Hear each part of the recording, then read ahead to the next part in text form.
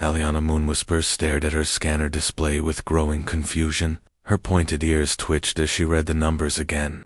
The readings made no sense according to everything she knew about life in the galaxy. The research vessel Celestial Harmony drifted through deep space on its mission to catalog distant worlds. Aliana worked as the lead xenobiologist for this joint expedition between the elves and the Zephyrian aliens. She had spent 300 years studying life across the galaxy but had never seen readings like these. The planet they were approaching registered as a death world by every known standard.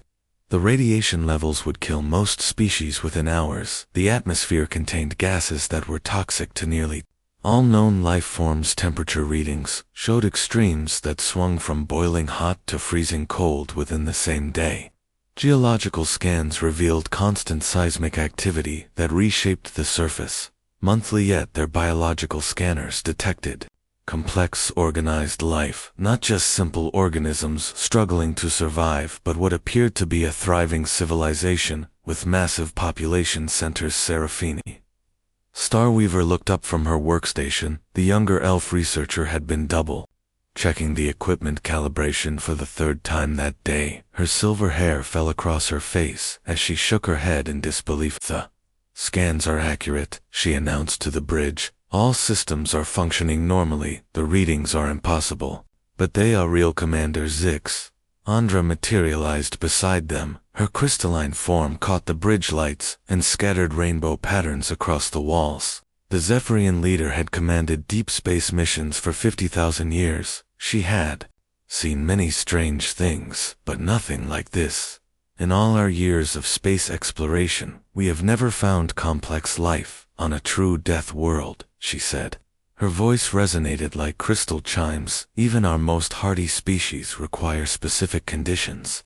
To survive, what we are detecting should not exist, Captain." Lirale Dawnbreaker stepped forward.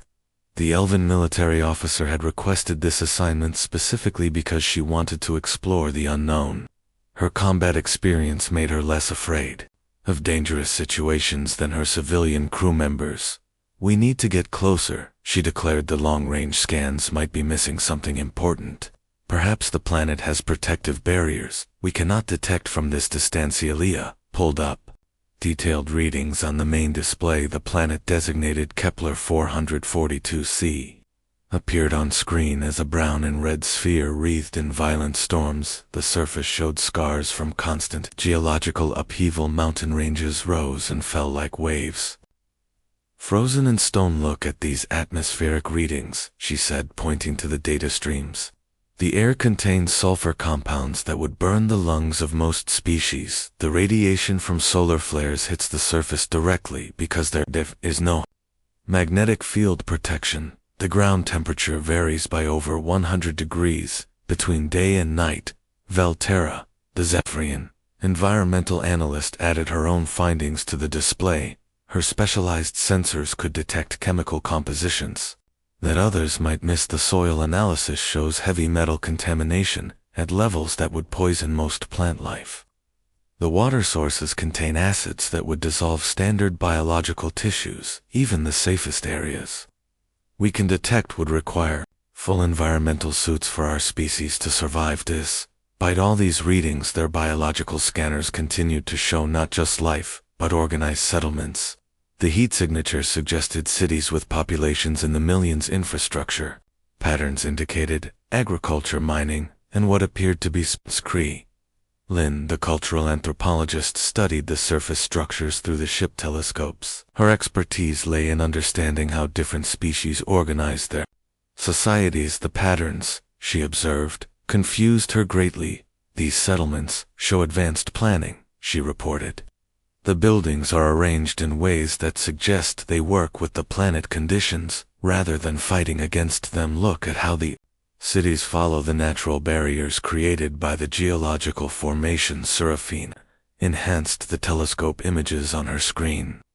The cities did indeed seem to flow with the landscape, rather than imposing geometric patterns on its structures. Curved around natural features and seemed designed to channel the violent winds rather than block them. The most disturbing aspect was how normal it all appeared. The settlements showed signs of daily life with movement patterns that suggested routine. Activities traffic flowed along roadways between different districts. Agricultural areas showed organized crop rotation. Despite the hostile environment, someone down there was living ordinary lives. They moved closer to the planet. Their communication systems began picking up signals. The transmissions were clearly artificial and followed mathematical patterns that indicated intelligence. Someone was trying to communicate with them. Tina Morgan would be proud, thought Eliana, the human communication specialist they had read about in galactic databases was famous for developing first contact protocols. These signals followed similar patterns. The mathematical sequences resolved into what appeared to be greeting messages followed by technical data about atmospheric conditions and potential landing zones. Someone down there was actively trying to help them visit safely. This changes everything, said Commander Zix. Andra, the discovery of any life on a death world would be remarkable, but finding a civilization that has not only survived but learned to thrive challenges our basic understanding of biological limits, Captain. Dawnbreaker made her decision. We are going to investigate directly. I want a full away team prepared for hostile environment contact. Follow standard first contact protocols, but be ready for anything. As the Celestial Harmony entered orbit around the impossible world, the crew prepared for what might be the most significant discovery in galactic history. The planet below continued its violent dance of storms and seismic activity, apparently unaware that it was supposed to be lifeless. The biological readings grew stronger as they approached, showing not just survival, but what appeared to be expansion. The mysterious civilization was growing, building new settlements and developing their world, despite conditions that should have killed them. Eliana checked her equipment one final time. As the ship moved into closer orbit tomorrow, they would attempt first contact with whatever species had accomplished the impossible. They had found complex life thriving on a death world, and nothing would ever be the same. Velterra worked through the night cycle to decode the incoming transmissions. The mathematical sequences had evolved into more complex patterns that suggested the senders were adapting to their responses in real time. This level of communication sophistication impressed even the experienced Zephyrian analyst. Signals resolved into what appeared to be atmospheric data for their ship, along with coordinates for a landing zone. Someone down there understood that visitors from space would need specific environmental information to land safely. The level of preparation suggested these beings had been expecting contact for some time. Eliana ran continuous biological scans of the surface population. The life signs she detected continued to puzzle her. The skeletal structures appeared incredibly dense, much heavier than standard biological frameworks. The cardiovascular systems showed redundant pathways that suggested adaptation to extreme stress. The cellular activity patterns indicated metabolic processes unlike anything in the galactic databases. These beings have adapted far beyond normal biological limits, she reported to the senior staff. Their bone density appears 3 times higher than baseline for most species. Their internal organs show backup systems that would allow survival even if primary systems failed. Seraphine studied the surface settlements through enhanced telescopes. The architecture fascinated her because it seemed to work with the hostile environment rather than fighting against it. Buildings curved to deflect the constant winds. Structures were built into hillsides to avoid the worst temperature extremes. Construction materials appeared to incorporate local elements that most species would consider toxic. Look at how they channeled the acid rains, she pointed out to her colleagues. Those gutters and collection systems turn environmental hazards into resources. They are not just surviving this world, they are using its harsh conditions as tools. Lin analyzed the social patterns visible from orbit. The movement of individuals and groups suggested a highly organized society. Despite the constant environmental pressures, traffic flowed efficiently between districts. Even during severe weather events, the population seemed to maintain normal daily routines, regardless of conditions that would force other species into emergency shelters. Commander Zixandra reviewed all the data before making contact decisions. The implications of this discovery went far beyond simple first contact protocols. If these beings had truly adapted to thrive on a death world, they represented a new category of life that could challenge existing theories about biological possibilities. After establishing basic mathematical communication, the surface dwellers sent a formal invitation to visit their primary settlement. The message came from someone who identified herself as Amy Rodriguez, speaking for the human settlement called Baven Ridge. The term human appeared in several galactic databases as a species from a world called Earth that had suffered environmental collapse. Scattered references suggested they had attempted colonization of harsh worlds, but most records assumed they had failed. These signals suggested otherwise. Amy Rodriguez transmitted detailed landing procedures, along with assurances that their landing zone had been prepared with atmospheric processors to make it safe for standard biological visitors. The casual mention of standard biological visitors raised important questions about whether these humans had encountered other species before. Captain Dawnbreaker selected the away team carefully. Aliana would lead as the xenobiology specialist Seraphine would provide additional scientific analysis. Sixandra would represent command authority while Kree-Lin would handle cultural protocols. Each team member received environmental suits rated for the planet's harshest conditions. As they prepared for departure, Amy Rodriguez sent additional transmissions that continued to surprise them. She provided weather forecasts for the next several days, information about local geological activity, and even suggestions for areas of scientific interest. Her messages carried a tone of genuine hospitality despite the extreme circumstances. The shuttle bay prepared their landing craft with extra shielding and backup life support systems. The planet atmosphere would corrode standard materials within hours, so everything needed additional protection. The landing zone coordinates led to an area that sensors showed as slightly less hostile than the surrounding. Terranel reviewed the mission parameters one final time. They would attempt to understand how these humans had achieved the impossible survival on a death world. The implications for galactic biology could revolutionize their understanding of life itself. If humans could adapt to these conditions, what other environments might support life that they had previously dismissed as impossible? Seraphine checked her recording equipment multiple times. The documentation of this first contact would become one of the most important scientific records in galactic history. Every detail needed to be captured for future study. The academic community would analyze their findings for decades to come. Commander Zixandra established communication protocols with the ship, while the away team investigated the surface the Celestial Harmony would maintain. Orbital watch emergency extraction procedures were prepared, though the team hoped they would not be necessary as their shuttle descended through the corrosive atmosphere.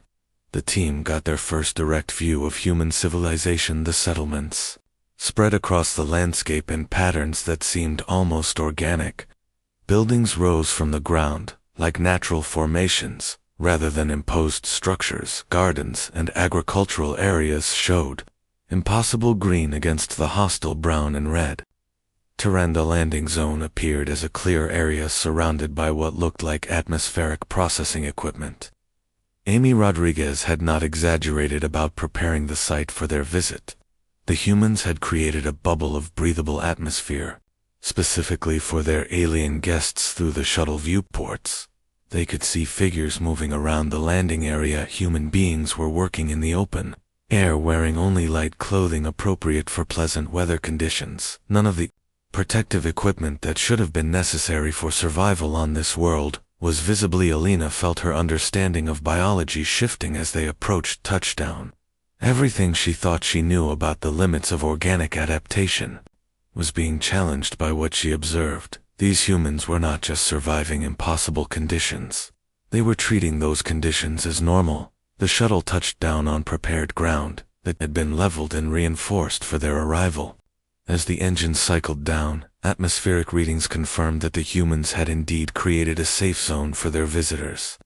The level of preparation and consideration impressed the entire team. Through the shuttle communications, Amy Rodriguez welcomed them to Haven Ridge. Her voice carried warmth and genuine pleasure at their arrival. She expressed excitement about meeting other species, and hoped they would find their visit educational as the away team prepared to exit their shuttle and meet the humans face to face. Each member wondered what other surprises awaited them. The impossible had already been achieved by finding complex life on a death world. Now they would learn exactly how these remarkable beings had accomplished their feat. The shuttle door opened to reveal a sight that defied every expectation the alien visitors had formed. Amy Rodriguez stood waiting for them wearing simple work clothes that would have been appropriate for a mild spring day on any civilized world. Her sturdy build and weathered skin spoke of someone who lived an active outdoor life, but she showed no signs of the environmental stress that should have been constant on this death world. "Welcome to Haven Ridge," she said with a genuine smile that reached her bright eyes. "I hope your journey was comfortable. We are honored to be your hosts and excited to show you what we have built here behind Amy." Several other humans gathered to greet the visitors. All were dressed in similarly casual clothing that seemed impossibly inadequate for the hostile environment surrounding them. Children played in areas that sensor readings indicated should have been lethal to any known life form. Their laughter carried on air that should have burned their lungs. Lisa Park stepped forward to introduce herself as the settlement botanical specialist. Her enthusiasm for her work was immediately apparent as she began describing the gardens and agricultural systems they had developed. She spoke with the passion of someone who genuinely loved her challenging environment. "These plants have been adapted over generations to not just survive here, but to thrive," she explained, gesturing toward flourishing gardens that grew in soil the visitors knew was contaminated with heavy metals. They process the toxic elements and convert them into nutrients that support our entire food web. The tours began with the residential areas where families lived in homes that seemed designed more for comfort than survival. Windows were actually open to allow air circulation. Despite the corrosive atmosphere outside, children ran between houses playing games that appeared to involve dodging falling acid rain drops as if it were ordinary weather. Karen White joined the group as their medical officer and biochemist. Her casual manner when discussing human adaptations was, perhaps, the most unsettling aspect of the entire experience. She spoke about radiation resistance and toxin processing as if describing common medical conditions rather than impossible biological achievements. "Our bodies have adapted over several generations," she explained, while showing them medical scanning equipment. "Our bone density is much higher than baseline humans, which helps us withstand the gravitational variations. When the tectonic plates shift, our liver and kidney functions have enhanced to process environmental toxins that would be fatal to our ancestors." The visitors learned that human children were born with these adaptations and grew up considering their harsh world to be normal. The games they played would be classified as extreme survival training on other worlds, but here they were simply childhood recreation. Temperature variations that would force other species into protective shelter were treated as minor inconveniences. Nina Brooks led them to the mining operations, where humans worked in conditions that would require the most advanced environmental suits for other species. She explained with obvious pride how they had learned to read the planet geological patterns and time their work around seismic events rather than being surprised by them. "We work with the planet rhythm instead of fighting against it," she said as they watched miners operating equipment in areas where radiation levels peaked during certain parts of the day. "The mountains tell us when they are ready to give up their resources, and we listen carefully to what they say." The mining complex included processing facilities that turned the planet's harsh elements into useful materials, rather than seeing their environment as hostile. The humans had learned to view it as a resource-rich world that required specific techniques to access safely. They had developed technologies that converted radiation into power and processed toxic gases into useful compounds. Tina Morgan showed them the communication center where she monitored both local weather patterns and space traffic. Her casual mention that they had been expecting visitors for some time, raised questions that the alien team began to ask more directly. We have been watching space traffic patterns for decades, she explained while showing them equipment that could track ships across several star systems. We figured that anyone tough enough to find us here and brave enough to visit would be worth meeting.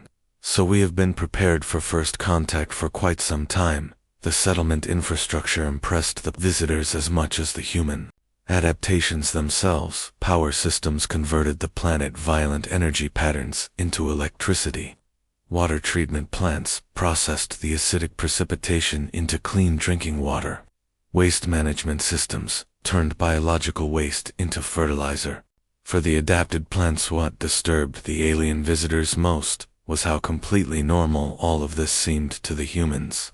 They had created not just survival systems, but a genuine community, with art, music, literature, and all the cultural elements that defined civilization. Their harsh world had not made them less human, but had perhaps made them more appreciative of beauty and creativity. Children attended schools where they learned standard academic subjects, alongside environmental adaptation techniques. Teenagers participated in sports that would be considered extreme survival competitions on other worlds.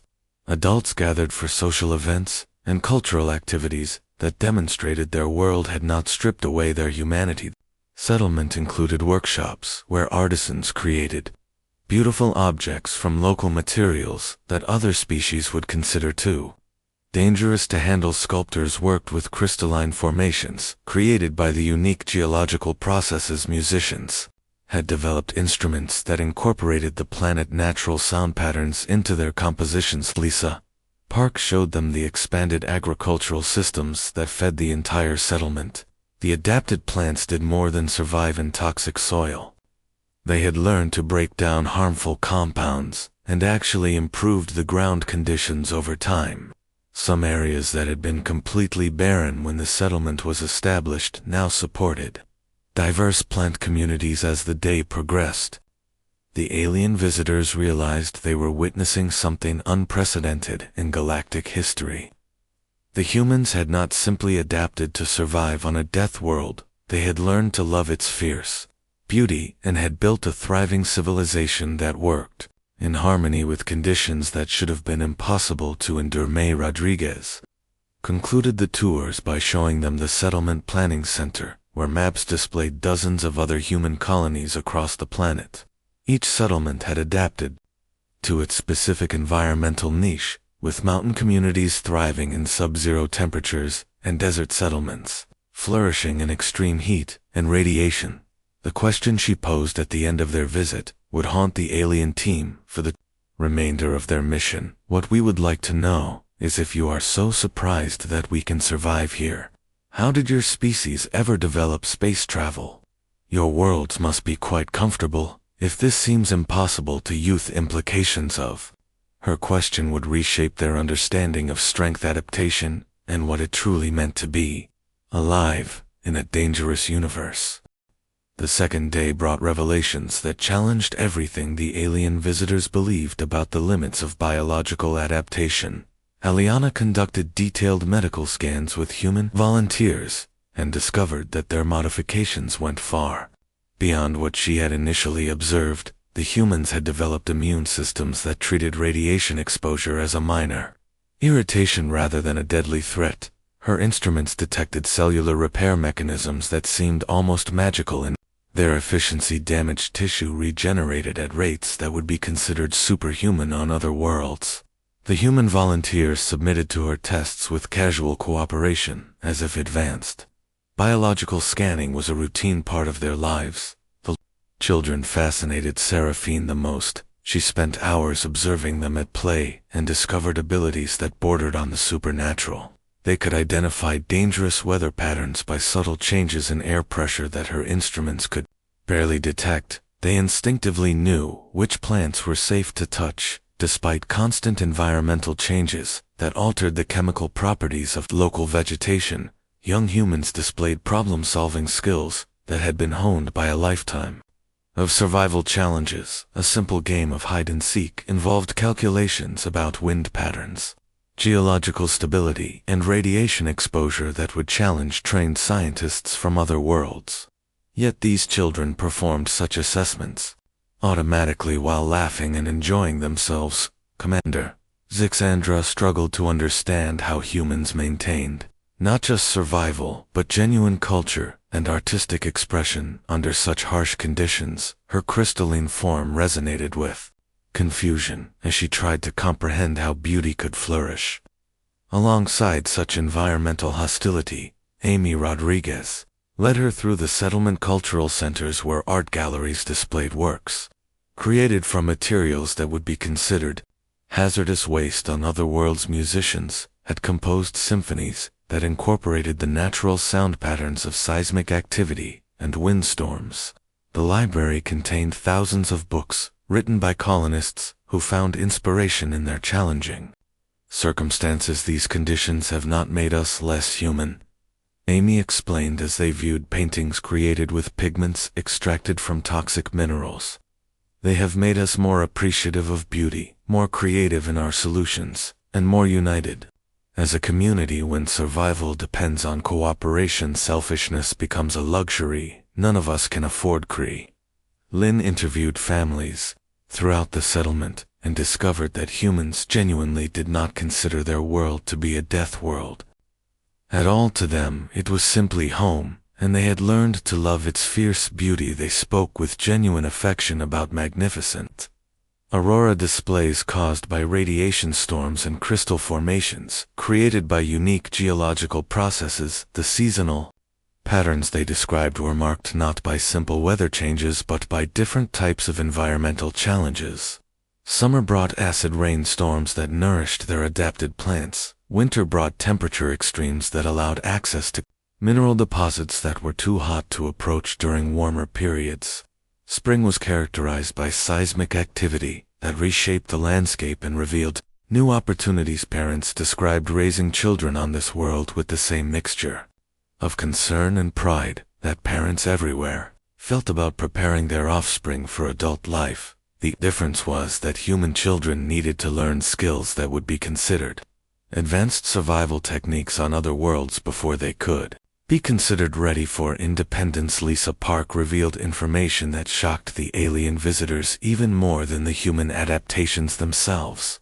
The settlement of Haven Ridge was not unique. There were dozens of human colonies scattered across the planet, each one adapted to thrive in its specific environmental niche. Mountain communities had learned to flourish in areas where temperatures never rose above freezing, and the thin atmosphere would suffocate most species. Desert settlements thrived in regions where the heat and radiation levels would cook unprotected visitors within minutes.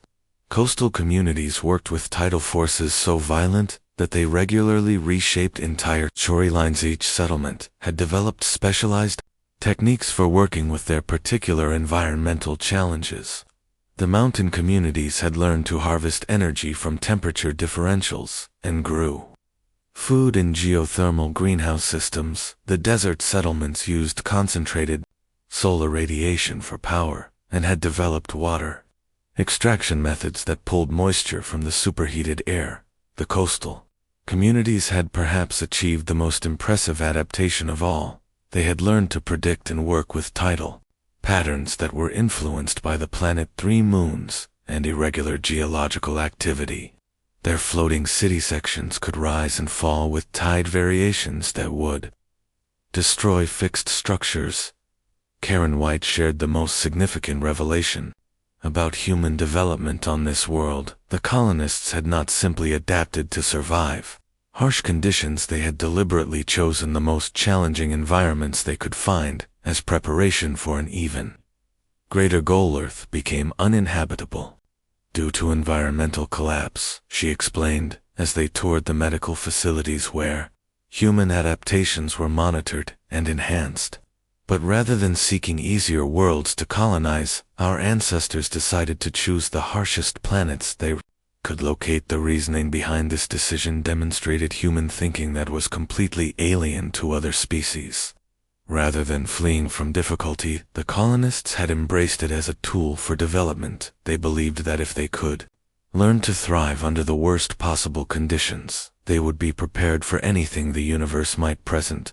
We figured that if we could make it here, we could make it anywhere, Karen continued, if we ever needed to return to Earth and repair the damage. We would be strong enough to handle whatever we found there. Our harsh world colonies are training grounds for something much bigger. Nina Brooks took the visitors deep into the planet interior to show them construction facilities that revealed the true scope of human ambitions hidden within the geological chaos. They had built massive shipyards where vessels were under construction that looked unlike anything in the galactic fleet databases.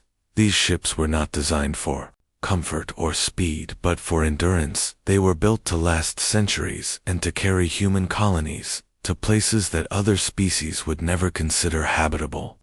The construction materials incorporated elements that the visitors recognized as being extremely difficult to work with, but which would provide unparalleled durability. Human shipbuilding philosophy reflected their approach to planetary colonization. Rather than avoiding challenges, they were preparing to seek out even greater ones. The vessels under construction were designed to survive conditions that would destroy conventional spacecraft and to support colonies in environments that had never been considered possible locations for life. As the alien visitors prepared to return to their ship for the night, they realized they had discovered something far more significant than a single impossible colony. The humans were not simply survivors adapting to harsh conditions. They were deliberately transforming themselves into something that could thrive anywhere in the universe. The implications of this discovery would reshape galactic understanding of what was possible for biological species. The humans had found a way to turn environmental hostility into evolutionary advantage, and were using it to prepare for expansion into territories that no other species had ever considered colonizing. Their final meeting of the day would bring revelations that would change the course of galactic history forever. The final day of the visit began with the alien team grappling with uncomfortable truths about their own civilizations. Aliana found herself questioning whether elven magic had made her people too dependent on comfortable conditions to develop true strength. Zixandra acknowledged that Zephyrian technology, while sophisticated, had perhaps created weakness rather than resilience there. Safe, protected worlds had sheltered them from the kinds of challenges that forged the strength they witnessed. In the human settlement, the realization that comfort might actually be a form of evolutionary weakness disturbed both species in ways they had not anticipated. Karen White chose this moment to share the complete history of human expansion beyond Earth. The story she told would reshape galactic understanding of human capabilities and intentions. The environmental collapse of Earth had not driven humans to seek easier worlds as most species would have done. Instead, it had inspired them to seek the most challenging environments possible. Ancestors made a decision that other species considered insane, she explained. As she showed them historical records of the early colonization efforts, they deliberately chose worlds that were classified as uninhabitable, because they believed hardship would make us stronger rather than weaker. The colony selection process had been methodical and purposeful. Human scouts had identified the most hostile environments they could locate and established settlements specifically designed to push the boundaries of biological adaptation. Each colony became a laboratory for developing new forms of human resilience. Haven Ridge represented just one example of dozens of similar settlements scattered across multiple star systems. Each colony had faced different types of environmental challenges and had developed unique adaptations in response. Mountain worlds had produced humans who could survive in near-vacuum conditions. Ocean worlds had created humans who could process water with extreme chemical compositions. Desert planets had forged humans who could survive temperature variations that would kill other species within hours. Ice worlds had produced humans whose metabolism could function efficiently at temperatures far below the freezing point of most biological fluids. Each colony had become specialized for its particular environment, while maintaining the core human characteristics that defined their species. The most remarkable aspect of this expansion was that it had been coordinated as part of a larger strategy rather than desperate survival efforts. The human colonies maintained contact with each other, and shared developments in adaptation techniques. Environmental challenges that would have isolated other species had been turned into opportunities for cooperative advancement. Lisa Park revealed the agricultural innovations that demonstrated human ability to turn any environment into a source of sustenance. The plants they had developed could process elements that were toxic to most life forms and convert them into nutritious food. The agricultural systems actually improved environmental conditions over time rather than depleting them. "We do not just survive on harsh worlds," she said as they toured expanded growing facilities. "We heal them.